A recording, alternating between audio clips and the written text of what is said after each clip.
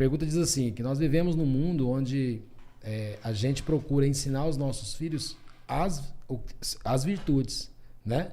Então, a gente quer ensinar para eles, porém, o mundo tenta roubar isso, Lucas, Carol. O mundo tenta roubar isso da gente. A gente tenta ensinar as virtudes dos princípios que a gente acredita e o mundo tenta roubar.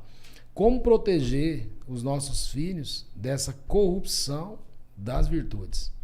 Essa corrupção é alterar, roubar aquilo que vocês estão construindo em casa com os filhos de vocês. Uau, hein? Uau. Eu acho que a primeira coisa, Gilberto, é falar que a gente precisa ser pai e mãe. Uau. Celular, televisão, videogame, a escola, não pode ser aqueles que vão educar os nossos filhos. O papel da educação dos filhos é do pai e da mãe. E aí a gente vê que quando os filhos são criados de maneira mais solta, de maneira mais liberal, que eu acho que existe uma moda, né, de liberalismo. Hoje em dia, se você não, dependendo do que você fizer com seu filho, você está oprimindo ele, você está magoando, você tá plantando coisas ruins nele. Oprimindo. Né? Oprimindo. Então, a gente precisa ser pai e mãe. Eu me lembro de uma fala do Ademar que me marcou muito numa pregação que ele fez no Ninho, onde ele falava que nós devemos ser os responsáveis por frustrar os nossos filhos. Nossa, é muito forte isso, né? É muito forte isso, porque quando ele trouxe essa reflexão, eu trouxe para minha vida, eu estou frustrando os meus filhos, porque no contexto que o Ademar trazia, porque de repente a gente vai lá, protege tanto os nossos filhos das frustrações, e aí chega no momento que a gente não tem como mais proteger, e aí num primeiro momento em que ele passa por uma situação que vai gerar essa frustração, ele vai ficar deprimido, ele vai falar em suicídio, porque ele não aprendeu a lidar com as frustrações. Então, quando eu falo que nós pais devemos educar, até as frustrações dos nossos filhos, nós precisamos ser os responsáveis de causar neles, para que eles sejam, sim, crianças mais fortes emocionalmente, sim, mais fortes espiritualmente, para que não deixe que televisão, videogame, YouTube roube deles essa pureza e as virtudes que nós, como pais, tentamos todos os dias plantar na vida deles. É o seguinte, né?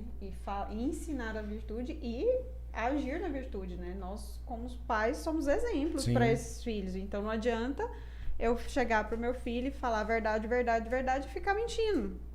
Não tem resultado isso. Sim. A criança, na hora, ela desmancha percebe, a virtude, né? Desmancha a virtude. Então, minha mãe fala que eu tenho que ter virtude e não age com virtude. Aí cai no papel muito forte do pai e da mãe no que está trazendo pro seu filho. É tão doido isso que, assim, ó, nós colocamos, né, temos as nossas rotinas na nossa casa e as virtudes você vai plantando sem muito... são naturais do dia a dia.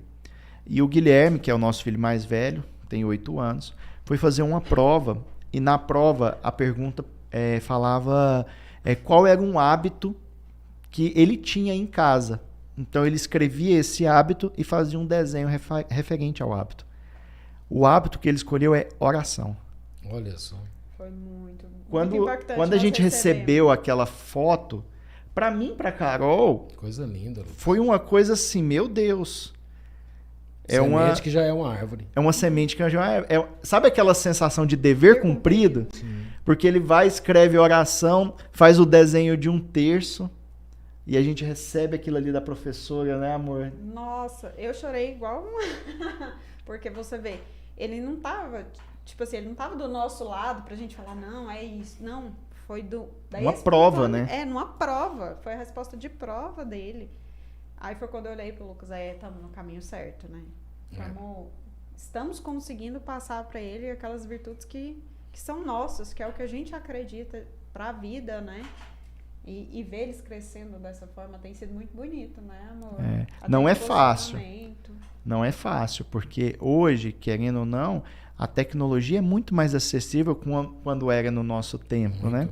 Hoje as crianças, o que a gente às vezes tinha que ir para casa para ter um computador, conectar na internet, está tudo na mão delas. E a gente não pode também ser inocentes e falar que eles não vão ter esse contato com a tecnologia. Vai ter. Eu acredito que eles precisam ter, Sim. porque na hora que eles têm esse contato é que eles vão entender que olha, isso aqui não é certo, isso aqui não é o que o meu pai e minha mãe me ensinaram. Sim. E tem surtido efeito, né, amor? Tanto com o Guilherme e com a Maria Clara, que estão na fase que já mexe sozinho, né? Põe em YouTube, Então, quando eles veem alguma coisa, eles questionam a gente. Uai, mamãe, mas e isso? Isso tá certo? Filho, não é certo. Olha aqui o que Jesus fala pra nós. Eu explico. E aí tem sido nesse ponto natural, porque aí toda vez que eles veem de novo, eles já estão lá e, opa, isso aqui não é nosso, isso aqui não é de Deus, e tem revertido. Mas não é fácil, porque além disso, tem os amiguinhos da escola, Sim. tem... Nós passamos com o Guilherme essa semana, coisa boba, mas assim, a gente teve que ensinar pra ele.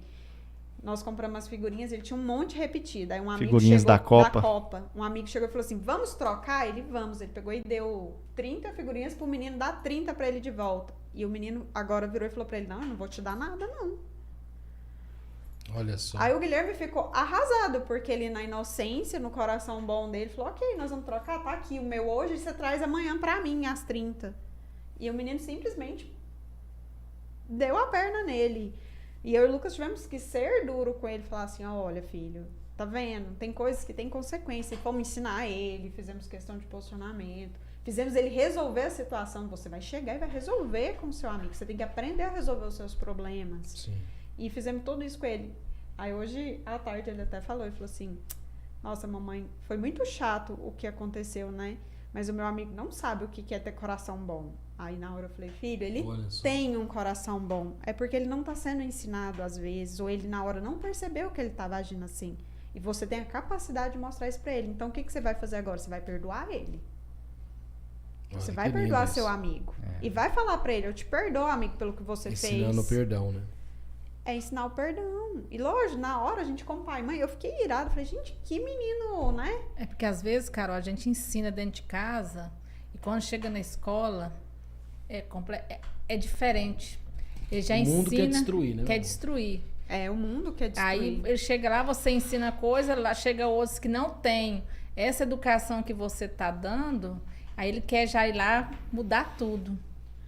Tudo. E foi isso, porque na realidade ele começou até a negociar, falar coisas pro Guilherme que não eram da nossa realidade. E isso machucou o Guilherme. E até então, eu tava na raiva de mãe querendo proteger filho. Aí hoje à tarde, quando ele trouxe essa fala pra mim, eu falei: não, filho, peraí. Ele precisa da sua misericórdia, filho. Agora a mamãe vai te ensinar o que é misericórdia. Deixa eu te ensinar mais uma virtude aqui. É a misericórdia de Deus. E você tem que agir com misericórdia. Então, você vai perdoar ele. Você vai falar... Eu falei pra ele: você vai falar pra ele que você não vai trocar figurinha com ele por enquanto. O dia que ele aprender a trocar, você vai sim estar disponível. Mas você vai perdoar pelo que ele fez. Esquece as 30 figurinhas. É porque a gente trabalha muito neles o princípio da verdade. Sim.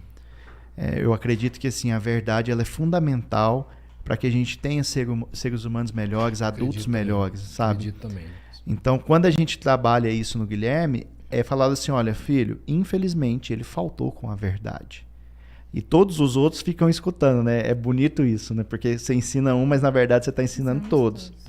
É tão legal assim da gente ver que várias vezes, por exemplo, a gente vê, tem alguns vídeos no YouTube que eu falo para eles: olha, eu não quero que vocês assistam isso, isso, isso. E aí de vez em quando eu tô lá no quarto e eu escuto: não, esse aí o papai falou que não pode. Um incentivando o outro a falar que não pode. Então assim, hoje eu tenho a confiança, eu não preciso mais ficar olhando. Olha só.